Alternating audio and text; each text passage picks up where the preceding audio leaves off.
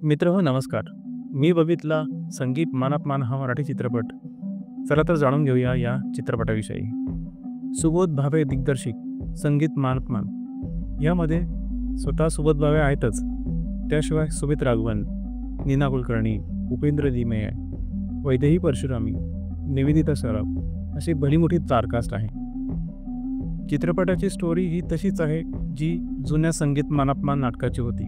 फक्त उपेंद्र लिमे यांचे पात्र इथे नवीन आहे. जाणून घेऊया चित्रपटाच्या जमेच्या बाजूंविषयी. जमेच्या बाजू म्हणजे भव्य सेट्स, सुंदर लोकेशन्स आणि नवीन लोकेशन्स, किल्ला, त्यात चालणाऱ्या त्यांच्या विविध गोष्टी, दागदागिने आणि सर्वात मुख्य म्हणजे कलाकारांची ॲक्टिंग.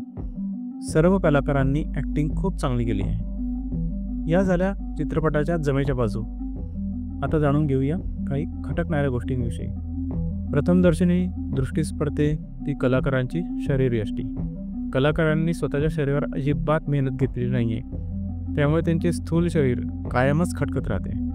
जर आपले कॅरेक्टर हे गावठी आणि चपळ माणसाचे आहे, जो 4-5 जणांना लोळवू शकतो, मारामारीमध्ये जोरात पळू शकतो, तलवारबाजीत निपुण आहे, अशा तरुण फिट माणसाचे जर आपण कॅरेक्टर करतोय तर तब्येतीवर आपण खरंच लक्ष द्यायला हवे होते.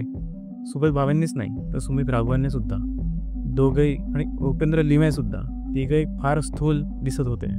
कदाचित येथे पिळदार शरीरयष्टी असलेल्या माणसाची निवड करणं हे जास्त योग्य ठरलं असतं. दुसरी खटकलेली गोष्ट म्हणजे लुटुपुटीची मारामारी. का कोण जाणे, पण मराठीमध्ये त्या लोकांना ती मारामारी दाखवताच येत नाही. सगळी खोटी, नकली वाटते. ना कॅमेरावर चांगलं असतं ना इफेक्ट्स. एका माणसाला जर तुम्ही 4-5 गुंडांपासून वाचवता तर तुमच्यात तो जोश असला पाहिजे किंवा दाखवता आला पाहिजे, ॲक्टर्सला पण आणि कॅमेरामनला पण. तलवार किंवा काठी फिरवताना जी चपळाई दिसली पाहिजे ती दिसली नाही. जोश कमी असल्यामुळे हळूच ठोसा मारलेला माणूस कोरांट उड्या खात आकाशात भिरकवला जातो, हे पचण्यापलीकडचं होतं. असो, अजून एक खटकणारी गोष्ट म्हणजे नको तिथे गाणी होती. जिथे अजिबात गाण्याचा प्रसंग नाही, जिथे गाणं असायला नको, तिथे त्यांनी 3-3 मिनिटाची गाणी घातली आहेत. सुरुवातीचं गाणं हे अगदी उगाचच घुसवलेलं दिसतं. त्या गाण्याचं काही प्रयोजनच नव्हतं. आई त्याला विचारते की का उशीर झाला आणि हा खोटं कारण सांगत सुटतो. खरं कारण सांगितलं असतं की मी एका बकरीच्या पिल्लाला वाचवलं म्हणून उशीर झाला तर मान्य केलं असतं. तुम्हाला सांगीतिक मूवी करायचा होता का, जैत्रजैत सारखा, जिथे वाक्याला गाणे होते? तसं तरी करा, ते एक वेळ आम्ही समजू शकू. पण मध्येच आहे मध्येच नाही असं नाही.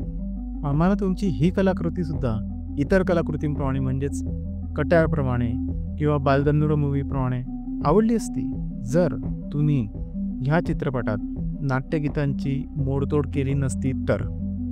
होय, तुम्ही नाट्यगीतांची मोडतोड करून त्यातला आत्माच काढून घेतला, त्यांना साध्या गाण्याचे रूप दिलं.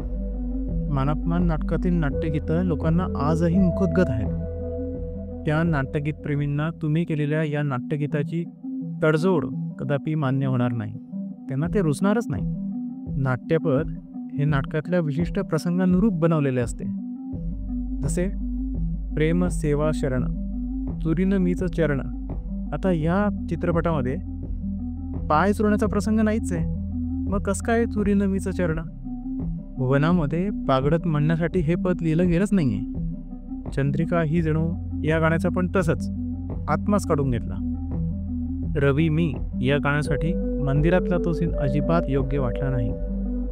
तसेच नाही मी बोलत नाथा यासाठी आधी त्या धैर्यधराने काहीतरी विनयहीन बोलायला हवं, मग ती म्हणेल विनयहीन वदता नाथा नाही मी बोलत नाथा. इथे तसं काही झालेलं दिसतच नाही. उगाचच विनयहीन बोलता नाथा ही ओळ.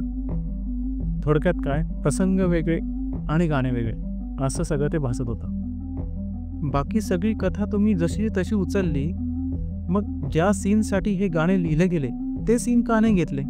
तिथेच ही नाट्यगीतं योग्य ठरली असती.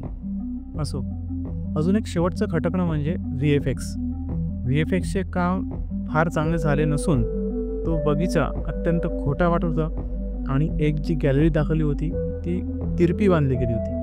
अंगाला लागलेली आग वगैरे हे सगळं किरकोळ आणि तकलादू वाटत होतं. मराठी चित्रपटांना खरंच आता या VFX आणि लुटूपुटीच्या मारामारीवर काम करणं फार गरजेचं आहे, तरच आपले मराठी पिक्चर चालतील. बाकी ज्यांना जुन्या मानापमान नाटकाविषयी जास्त माहिती नाही आहे किंवा ज्यांना नाट्यगीतांविषयी काही आपुलकी किंवा माहिती नाही आहे, अशांना हा चांगली निर्मिती मूल्य असलेला चित्रपट नक्की आवडेल. तुम्ही थिएटरमध्ये जाऊन नक्की बघा. आत्ता सांगितलेल्या कारणांमुळे ह्या चित्रपटाला रेटिंग देताना मी हात जरा आखडता घेईन. मी 10 पैकी याला 5.5 मार्क देईन. बाकी तुम्ही हा चित्रपट बघितला असल्यास तुम्हाला कसा वाटला ते सांगा. धन्यवाद.